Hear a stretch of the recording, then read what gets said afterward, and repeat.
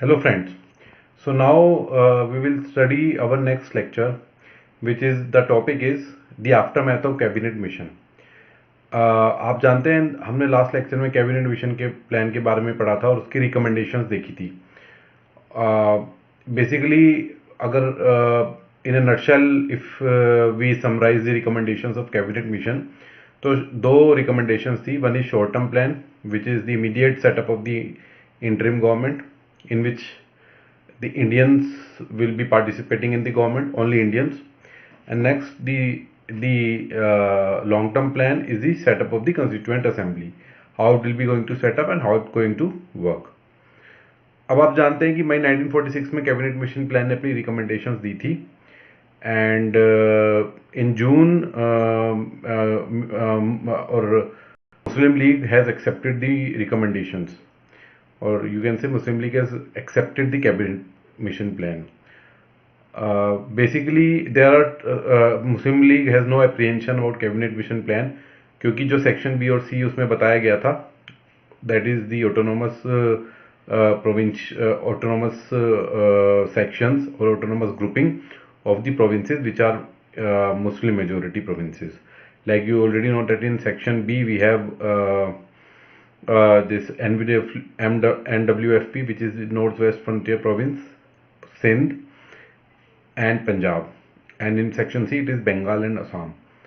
But you know, so Muslim League knows that even if they have not accepted the Pakistan demand of Pakistan, but in future we can take Pakistan out of section B and section C, because there is a point in which after 10 years there is a reconsideration of the Union Constitution. So it can be, it can always be possible that section B and section C ultimately will go out of the Union, or they can form their means a separate country can be formed from section B and section C. So they have accepted it in June 1946. But Congress has the apprehension that they have actually two issues. One is there is a weak center. As you already know that only defense, communication and external affairs have been given to Union. Rather all the provincial subjects are given to provinces, plus the residuary subjects which are not written anywhere. So there is a very weak center. So Congress apprehended that a weak center cannot unite the entire country. Plus the provision of compulsory grouping. Like Congress want that the grouping should not be compulsory, it should be optional, and a province can come out of any section in the first place itself. Not it doesn't have to wait for the drafting the Union Constitution and getting the elections conducted in that province.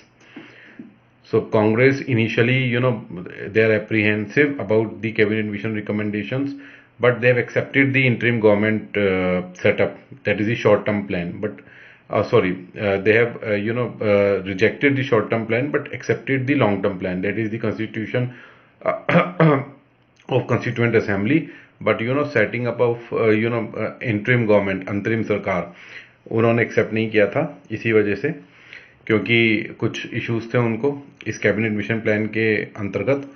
और Muslim league चाहता था कि जो इसमें general Muslim and Sikhs की representation होनी थी constituent assembly में, तो मुस्लिम लीग चाहता था कि मुस्लिम्स को केवल वही रिप्रेजेंट करें, only this one. Muslim league can only represent the Muslims in the constituent assembly.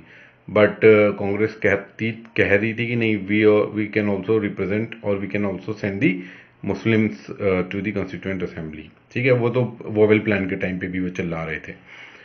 Plus Congress ने बोला कि अंतरिम सरकार की जब लॉर्ड वोवेल ने बात की, मुस्लिम लीग को बोला कि ठीक है, we will try to persuade the Congress, even if Congress doesn't accept the interim government provision, we will invite you to form the interim government. So Congress, but afterwards Congress has also accepted the cabinet mission plan, क्योंकि उन्होंने यही बोला था कि Constituent Assembly is a sovereign body and Constituent Assembly he decide करेगी कि किस तरीके से सरकार का गठन होगा और किस तरीके से सरकार चलेगी और किस तरीके से ये जो जो ये जो प्रोविजन थे section A, section B, section C वाले, किस तरीके से जो मोटे मोटे जो प्रोविजन है कैबिनेट मिशन के, वो किस तरीके से वर्क करेंगे, या किस तरीके से सेक्शंस बनेंगे या नहीं भी बनेंगे। तो कांग्रेस ने करेक्टली और clearly said that, Nehru ji has clearly said that we are not bound by anything except we are moving forward to constitute the Constituent Assembly. तो कैबिनेट मिशन प्लान उन्होंने भी एक्सेप्ट किया इन दैट सेंस कि they are going to form the interim government, वो interim government बनाने के लिए तैयार हैं। सो कांग्रेस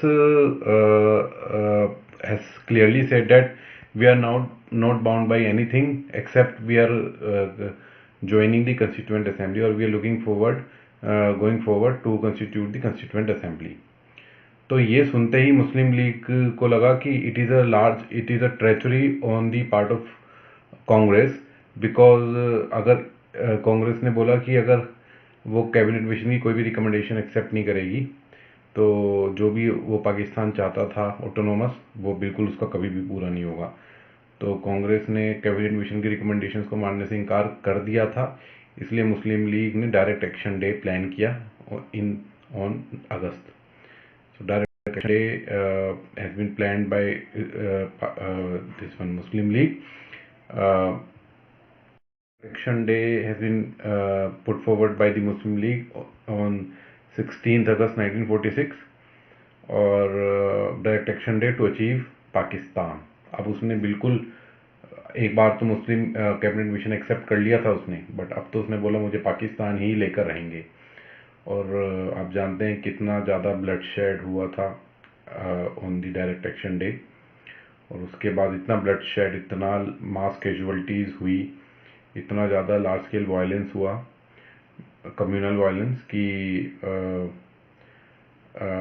उससे पहले ये हुआ कि कांग्रेस को परसुएट कर लिया लॉर्ड वॉवेल ने कि you join the interim government and whatever you want to, means because you are going to make a constituent assembly, that will be a sovereign constituent assembly. So after drafting your own constitution, whatever you decide, the sovereign constituent assembly, that will be accepted.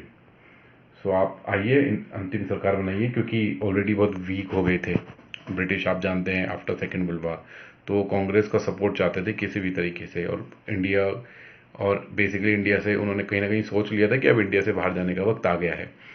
तो कांग्रेस ने accept किया सितंबर में। अब उससे पहले constituent assembly के elections हुए जुलाई अगस्त में, और Congress has win with a thumping majority, बहुत अच्छी थम्पिंग मेजोरिटी आई कांग्रेस की, और I think they have von around 200 plus seats out of 292 provincial seats, and 92, 93 are for the princely states and 4 are for chief commissioner provinces. Muslim league को काफ़ी setback मिला, क्योंकि मुस्लिम league obviously जो 1945 दिसंबर में जो elections हुए थे लेजिस्लेटिव असेंबली के, उसमें काफ़ी उनकी वीक रही थी पोजीशन, तो मुस्लिम के ही वोट मेनली मिले थे, तो उनकी स्ट्रेंथ काफ़ी कम थी कॉन्स्टिट्यूएंट असेंबली में। In September 1946, Congress has joined the interim government, और around 12 members थे कांग्रेस के, but somehow Lord Wavell has persuaded Muslim League also. तो मुस्लिम लीग तो केवल इसीलिए ज्वाइन किया था इंटरिम गवर्नमेंट, अक्टूबर में ज्वाइन कर लिया था मुस्लिम लीग ने, जस्ट टू अचीव पाकिस्तान, कि हम वैसे तो कर ही रहे हैं, मतलब जैसे कहते हैं ना कि सड़क पे भी संघर्ष करेंगे और पार्लियामेंट में भी संघर्ष करेंगे, तो इसलिए गवर्नमेंट ज्वाइन कर ली ताकि गवर्नमेंट को पूरी तरीके से काम ना करने दिया जाए और पाकिस्तान लेकर रहा जाए। तो मुस्लिम लीग ने गवर्नमेंट ज्वाइन करी, और 5 मेंबर्स मुस्लिम लीग के हो गए, कांग्रेस के 6 members 11, and 3 are other communities like their Sikh communities and Parsis and all those communities. तो अराउंड 14 मेंबर्स हो गए थे इंटरिम गवर्नमेंट में। और इंटरिम गवर्नमेंट के सवाल कई बार पूछ ले जाते हैं यूपीपीसीएस वगैरह टाइप के क्वेश्चंस में, एग्जाम्स में, आईएएस में तो नहीं आते, बट आपको पता होना चाहिए।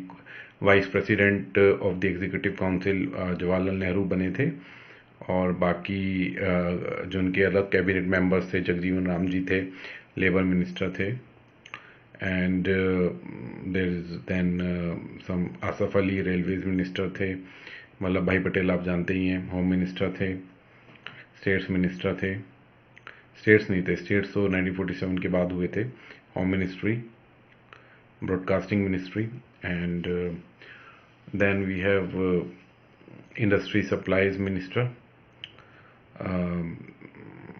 then works and mines minister is there, commerce is by Chundrigar, that is Liaquat Ali Khan, finance Muslim League के members थे ये, जोगिंदर नाथ मंडल some law minister, then Baldev Singh defense minister, and Ghaznafar Ali Khan health minister. So these are ministers. आप एक बार देख लीजिएगा list, तो मैं details of this after math of cabinet mission में डाल दूंगा डिस्क्रिप्शन बॉक्स में भी, आप वहाँ भी जाके शॉर्ट में पढ़ सकते हैं, और कि कब किसने कब एक्सेप्ट किया और कब नहीं एक्सेप्ट किया, और क्या टारगेट्स थे लोगों के एक्सेप्ट करने के पीछे, और फाइनली अक्टूबर में उन्होंने भी किया 1946 में, और कांग्रेस को पता चल गया कि भाई इनके साथ तो सरकार नहीं चला सकते, क्योंकि उन्होंने सरकार ही नहीं चलाने दी कांग्रेस को after they join the interim government.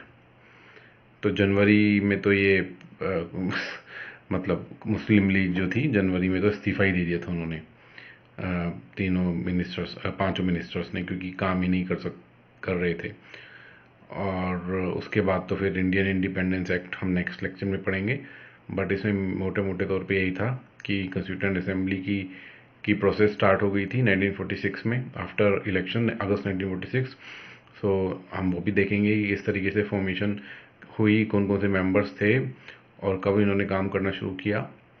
और इंटरिम गवर्नमेंट का मैंने आपको बता ही दिया कि 3-4 महीने उन्होंने काम किया, उसके बाद वो काम ही नहीं कर पाई, क्योंकि इतना बुरी तरह प्रॉब्लम क्रिएट कर दी थी मुस्लिम लीग ने कांग्रेस के लिए, तो कांग्रेस काम ही नहीं कर पा रही थी। तो जनवरी फरवरी में तो सरकार थी, लेकिन काम नहीं कर पा रही थी, मुस्लिम लीग को हटा दिया गया था, मुस्लिम लीग को बर्खास्त कर दिया गया था सरकार से। तो बेसिकली बर्खास्त नहीं किया था उन्होंने, खुद इस्तीफा दे दिया था मुस्लिम लीग मेंबर्स ने, क्योंकि उनका जो पर्पस था वो अचीव हो गया था, उन्होंने काम नहीं करने दिया था, और ये प्रूव कर दिया था कि कांग्रेस और मुस्लिम लीग दो एक पार्टी एक साथ नहीं रह सकती। तो कहीं ना कहीं कांग्रेस को भी समझ में आ गया था, और इतनी लार्ज स्केल वायलेंस हो रही थी, तो कांग्रेस को भी समझ में आ गया था कि इनको पाकिस्तान ही देना पड़ेगा, अदरवाइज ये कुछ भी नहीं करने देंगे, काम ही नहीं करने देंगे हम लोगों को।